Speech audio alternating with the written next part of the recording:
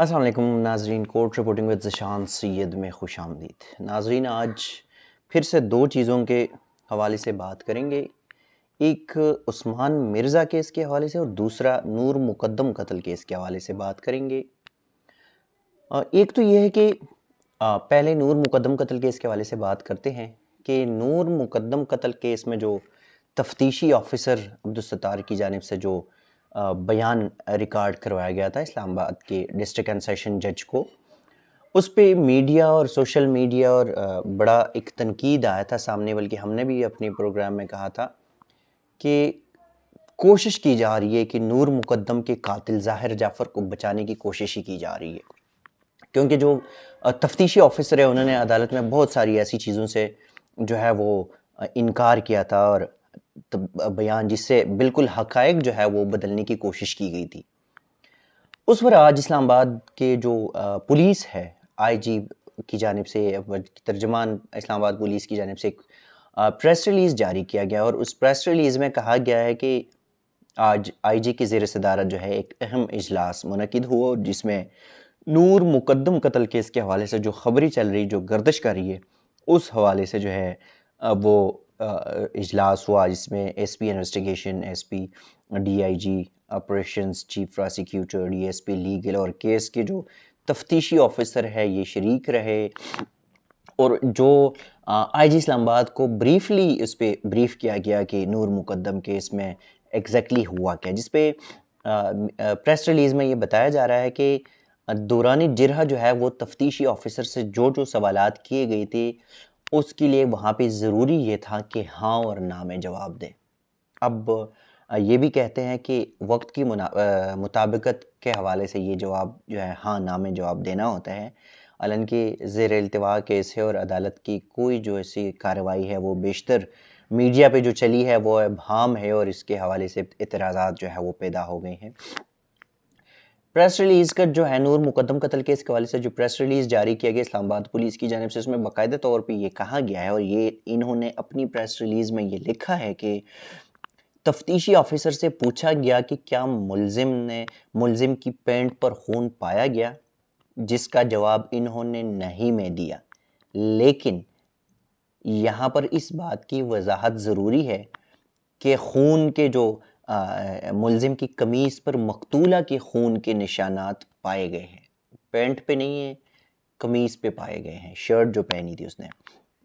دوسرا یہ بھی کہتا ہے کہ جو P F S A report جو ہے، جو فوٹوگرامکس رپورٹ جو ان کے ہوتے ہیں، اس کے مطابق ملزم کی شرٹ پر ملزم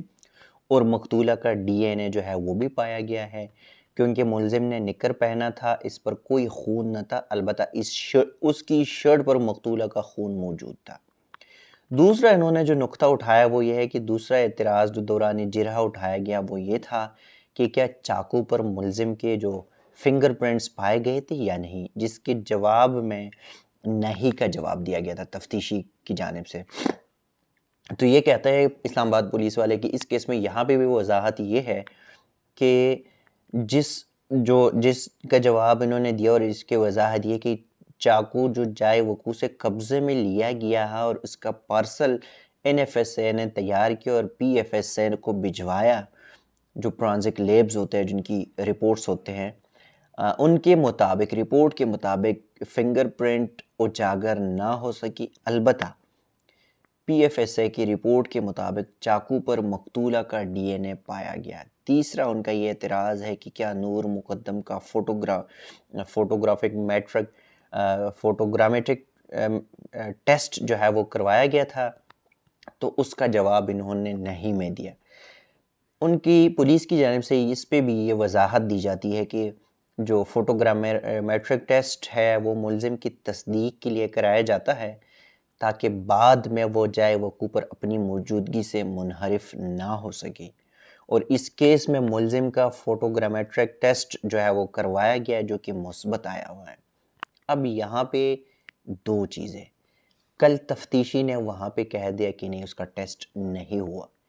آج اسلام آباد پولیس اپنی پریس ریلیز میں کہتی ہے کہ ہاں اس کا ٹیسٹ ہو چکا ہے۔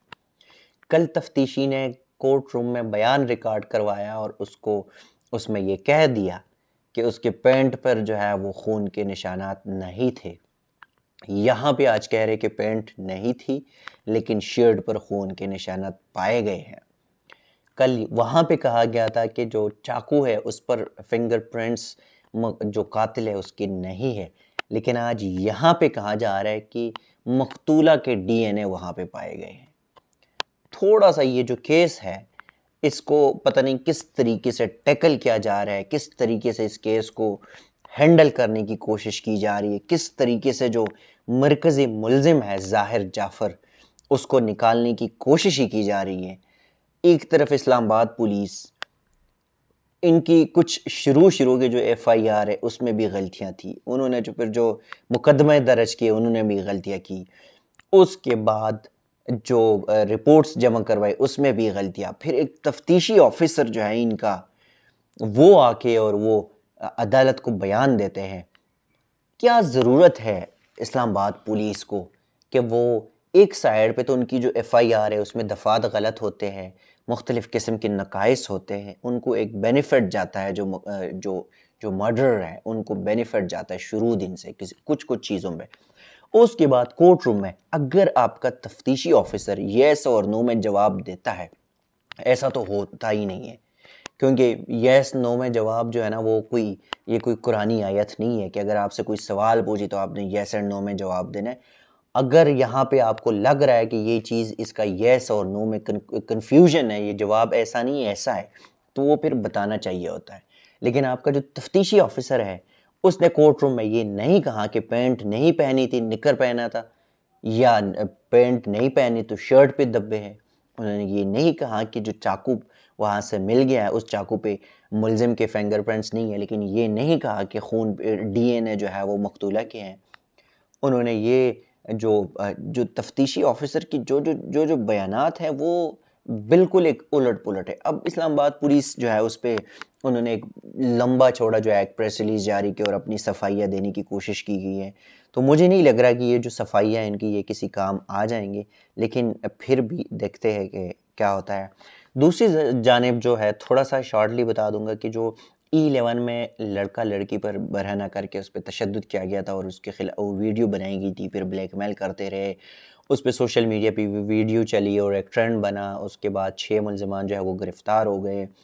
جیلوں میں پڑے رہے. اس کے بعد جو ہے وہ ابھی کچھ دن پہلے وہ لڑکا لڑکی اپنی ہی بیان سے منحرف ہو گئے اور آج ایک ملزم جو ہے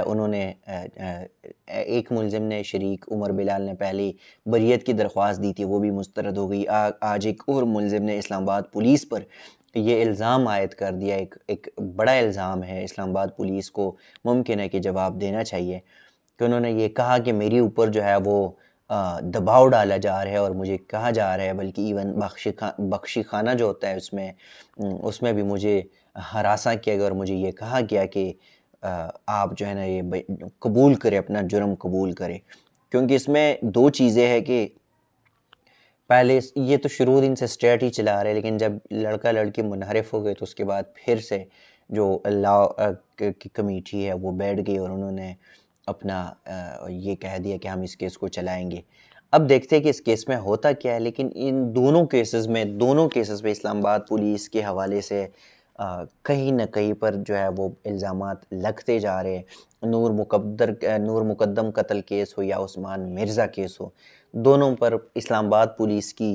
کہیں نہ کہیں جو ہے بڑی بڑی کوتاہیاں نظر آتی ہے، اور امکانات یہ ہے کہ انہی کوتاہیوں کی وجہ سے ان دونوں کیسز میں جو ہے جو اکیوزڈ ہے ان کو ریلیف ملنے کے چانسز ہیں. ناظرین اب تک کے لیے اتنا ہی. اسی قسم کے پروگرامات جو ہے وہ آپ کے ساتھ شیئر کرتے رہیں گے. تب تک کے لیے دیجیے گا اجازت. اللہ حافظ.